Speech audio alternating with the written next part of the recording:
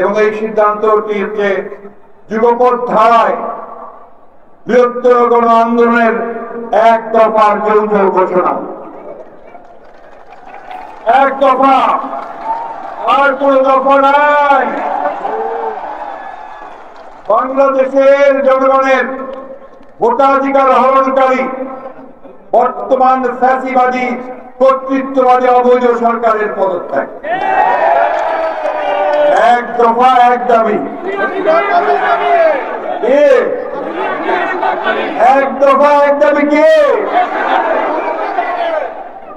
ও বিদ্যমান অবৈধ সংসদের বিলুপ্তি, নির্বাচনকালীন নিরপেক্ষ সরকার গঠন, নির্বাচন কমিশন পুনর্গঠন করে তার অধীনে অবাধ, নিরপেক্ষ, সুষ্ঠু ও অংশগ্রহণমূলক নির্বাচনের ব্যবস্থা। বিএনপি চেয়ারপারসন দেশনেত্রী বেগম খালেদা জিয়া সহ সকল রাজবন্দীর মুক্তি, মিথ্যা গায়েবী মামলা প্রত্যাহার, আমাদের তারেক রহমান সাহেবের মামলা সহ ফরমাইশি সাজা বাতিল, সংবিধান ও রাষ্ট্র ব্যবস্থার গণতান্ত্রিক সংস্কারের মাধ্যমে জনগণের অর্থনৈতিক মুক্তি, ভোটাধিকার ও গণতন্ত্র পুনঃপ্রতিষ্ঠার এক দফা দাবিতে রাজপথে সক্রিয় বিরোধী রাজনৈতিক জোট ও দলসমূহ যুগপৎ ধারায় ঐক্যবদ্ধ বৃহত্তর গণ আন্দোলন গড়ে তোলা ও সফল করার ঘোষণা প্রদান করছে। বন্ধুগণ, এই ঘোষণার মধ্য দিয়ে শুধুমাত্র যুগপৎ আন্দোলনে অংশগ্রহণকারী দলগুলো নয়, এর বাইরে যারা আছেন, যারা এই সরকারের অন্যায় অত্যাচার অবিচারের বিরুদ্ধে, গণতন্ত্র ধ্বংসের বিরুদ্ধে যারা কথা বলছেন, সংগ্রাম করছেন, লড়াই করছেন, তাদেরকে আমরা আহ্বান জানাচ্ছি যে আসুন আমরা একসাথে সমবেত হয়ে আজকে গোটা বাংলাদেশের মানুষ যেমন এগিয়ে এসছে, আপনি এগিয়ে এসে আমরা একটা দুর্গত দুর্ভেদ্য একটা উত্তাল আন্দোলন করে তুলি, যেই আন্দোলনের মধ্য দিয়ে এই লুটেরা, এই ফ্যাসিবাদী, এই স্বৈরতান্ত্রিক একতান্ত্রিক কর্তৃত্ববাদী সরকারকে আমরা সরিয়ে সত্যিকার অর্থেই জনগণের সরকার, জনগণের একটা রাষ্ট্র নির্মাণ করতে পারি। বন্ধুগণ, আর সেই লক্ষ্যে আপনার যার কথা শোনার জন্য অপেক্ষা করেন সবসময়, যিনি স্লোগান দিয়েছেন কে? বাংলাদেশ টেক ব্যাক করার জন্য কি করতে হবে? যদি না শোনে কথা, ফয়সালা হবে কোথায়? আমাদের কথা হচ্ছে পরিষ্কার, আমাদের প্রত্যাশা, জনগণের প্রত্যাশা অনুযায়ী তিনি এই কর্মসূচি দিয়েছেন। এটা হচ্ছে প্রাথমিক কর্মসূচি। আমি অপর আহ্বান জানাচ্ছি এই অবৈধ অসাংবিধানিক লুটেরা কর্তৃত্ববাদী সরকারকে, এখনো সময় আছে, এই ঘোষণার পরে পরে আপনি পদত্যাগ করুন, অন্যথায় বাংলাদেশের রাজনৈতিক ইতিহাস পরিষ্কার করে বলে দেয় তখন কিন্তু পালাবার পথও খুঁজে পাওয়া যাবে না। এই উপরোক্ত এক দফা দাবি আদায়ের লক্ষ্যে আমাদের ভারপ্রাপ্ত চেয়ারম্যান সাহেবের এবং আমাদের দলের এবং সকল দলগুলো যারা আমরা একসাথে আন্দোলন করছে তাদের যৌথ যে কর্মসূচি, আমরা ইমিডিয়েট কর্মসূচি যেটা আমরা ঘোষণা করছি, তা হচ্ছে উপরোক্ত এক দফা দাবি আদায়ের লক্ষ্যে আগামী 18 জুলাই 2023 মঙ্গলবার সারা ঢাকা মহানগরী সহ সারা দেশে মহানগরী ও জেলা পর্যায়ে মার্চ পদযাত্রা, এবং এই মার্চ পদযাত্রার মধ্য দিয়ে তাদের পতন তারা ত্বরান্বিত করা। ঢাকা মহানগরীতে আপনি হবে 2 দিন, 18 তারিখে সকাল 10টা হতে বিকাল 4টা, গাবতলী হতে যাত্রাবাড়ি যাত্রা, শান্তিপূর্ণ, একেবারেই শান্তিপূর্ণ।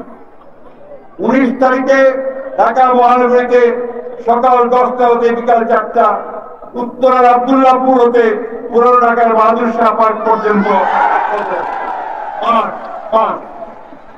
অন্যান্য মহানগরীতে একই সঙ্গে এই পদযাত্রা, এই মার্চ অনুষ্ঠিত হবে। বন্ধুগণ, জেলাগুলোতেও একইভাবে এই পদযাত্রা মাঠ অনুষ্ঠিত হবে।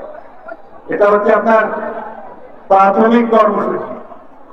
এরপরেও যদি আপনার আঙ্গুলে কি না ওঠে তাহলে কি করে উঠাতে হয় এই দেশের মানুষটা জানে বন্ধুগণ।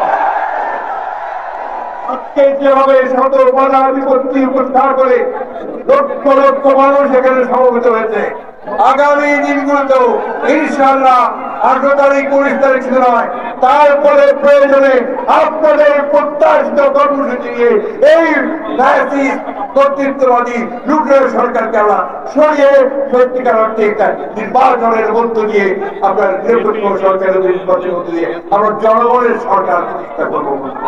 ঠিক আছে, ঠিক আছে। তাহলে আমাদের নেতা তারেক রহমানের নির্দেশে এখন আমাদের দায়িত্ব কি?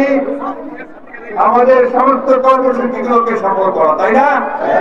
তাহলে আমি আমার বলি আপনাদেরকে, আমার সঙ্গে আমাকে উত্তর দেবেন। যদি কোথাও ফয়সলা না হয়, ফয়সলা হবে কোথায়? ফয়সলা হবে কোথায়? কেন? আপনাদেরকে আমার আন্তরিক ধন্যবাদ জানাতে চাই। এই বৃষ্টিতে ভিজে রোদে পুড়ে মধু থেকে বাধা বিপত্তি উপলক্ষ করে আপনাকে, আর সেই সঙ্গে আমাদের যে তরুণদের সমাবেশ, সেই সমাবেশ চলবে। কৃষক শ্রমিকদের যে কর্মসূচি আছে সেটা চলবে, পেশাজীবীদের যে কর্মসূচি আছে সেটাও চলবে। বন্ধুগণ, ইনশাআল্লাহ জয় আমাদের হবে, হবে না? জয় আমাদের হবে না? সব শেষে আমারও বলি, দুর্গমগিরি কান্তার পুরো দুস্তর পারাবার হয়ে রঞ্জিত হবে রাজনীতিতে জাতিরা ইতিহাস।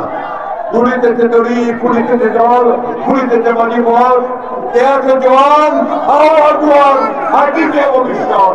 ইনশাআল্লাহ জয় আমাদের হবেই হবে। তারেক রহমান জিন্দাবাদ, দেশে বেগম খালেদা জিন্দাবাদ। আমাদের ৬০০ বছর মহান ৬০০ বছর শহীদ জিয়া অমর হোক।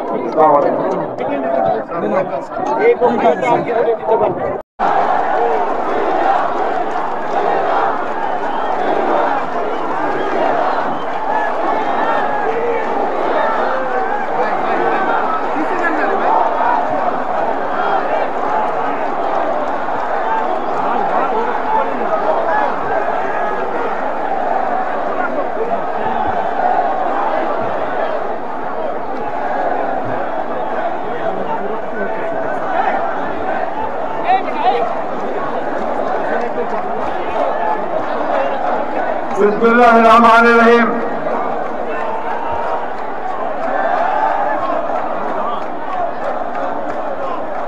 বাংলাদেশের রাজনৈতিক ইতিহাসে এক ঐতিহাসিক মুহূর্তে আজকে এই লক্ষ লক্ষ মানুষের ঐতিহাসিক সমাবেশে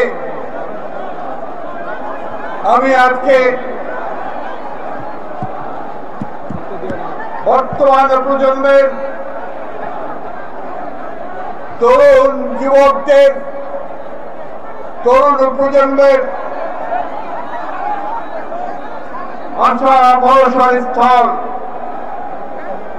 যার দিকে সমগ্র বাংলাদেশের মানুষ তাকিয়ে আছে,